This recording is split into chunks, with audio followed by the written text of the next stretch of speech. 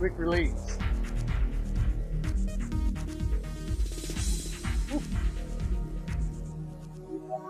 As you can see, it's really easy to get hooked on the sport of fly fishing. With its diversity of all the various fish that we catch, to the methods we use to catch those fish, fly fishing has something to offer everyone. Not to mention, it's a wonderful way to spend time in the great outdoors. And if you're getting started, there's going to be some information that you'll need to know. Please join us as we uncover the most successful way to begin fly fishing. When we start fly casting, we need to know how to hold the fly rod in our hand. That's what this grip is for. This is going to locate where our hand is on the rod. There's several grips that a lot of people use. Anything from the thumb up on top of the cork grip. Straight line back, straight line forward. Straight line on the back cast, straight line on the forward cast. It's important to remember that the rod tip must travel in a straight line as you make your forward cast. Little increments at a time to change direction. The rod tip cannot travel through a curve. Let's take a moment to talk about the equipment that you're going to need to begin fly fishing. First and foremost is our rod and reel outfit and our fly line. This rod happens to be a 9-foot 5-weight.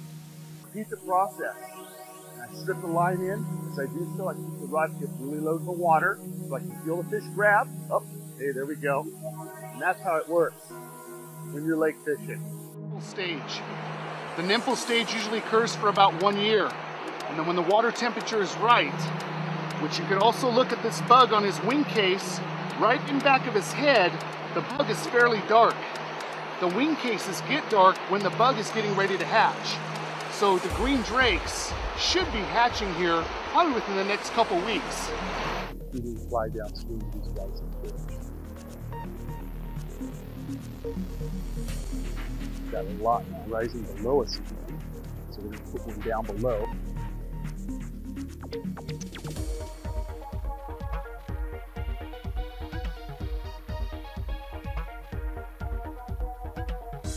There we go.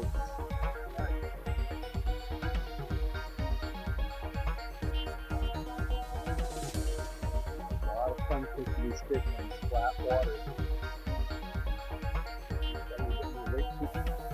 Get his head above water, just raise the rod tip up, put some fly line, and bring it right into that.